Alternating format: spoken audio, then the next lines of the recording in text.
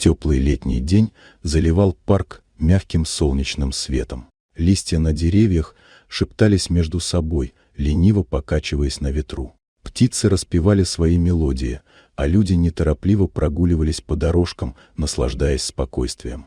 На одной из скамеек сидел чернокожий мальчик, лет 12. В его руках был кусочек хлеба, которым он подкармливал птиц, с любопытством наблюдая за их движениями. Ему нравилось здесь, этот парк всегда был для него местом отдыха, где можно было просто сидеть, мечтать и ни о чем не беспокоиться. Но это спокойствие было нарушено. По дорожке шла женщина, белая, хорошо одетая, с уверенной осанкой. Она смотрела по сторонам, явно наслаждаясь прогулкой, но вдруг ее взгляд зацепился за мальчика. Ее лицо тут же изменилось.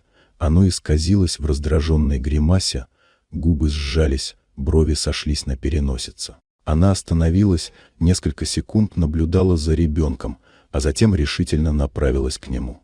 Подойдя ближе, она наклонилась и начала говорить что-то резко, глядя на него сверху вниз. В ее глазах читалось негодование, в голосе звучал холод. Мальчик поднял на нее растерянный взгляд. Он не понимал, что произошло, что он сделал не так. Он просто сидел на скамейке.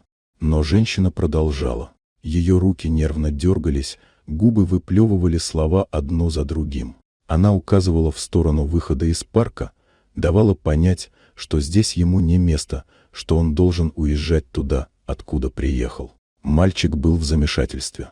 Он родился в этом городе, вырос на этих улицах, играл в этом парке с самого детства. Почему вдруг кто-то говорит ему, что он здесь чужой?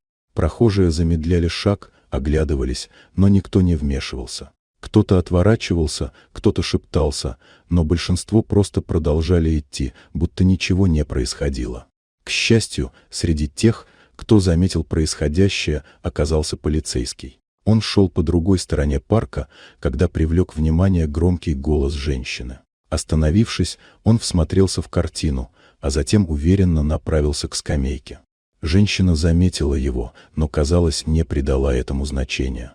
Она продолжала говорить, все сильнее повышая голос. Однако, когда офицер оказался рядом, он твердо остановил ее. Он внимательно посмотрел на мальчика, на его растерянное лицо, затем перевел взгляд на женщину. Короткий разговор, и ситуация изменилась. Женщина перешла на защитный тон, потом на агрессивный, а когда поняла, что ее слова не имеют силы, попыталась уйти. Но уйти ей не позволили. Полицейский попросил ее задержаться, но она начала возмущаться, отмахиваться, затем вырываться. Это было уже сопротивление, и через мгновение на ее запястьях защелкнулись наручники. Когда женщину увели, мальчик остался сидеть на той же скамейке. Он смотрел перед собой, все еще не до конца понимая, что только что произошло. Все, что он знал, он просто пришел в парк, чтобы покормить птиц.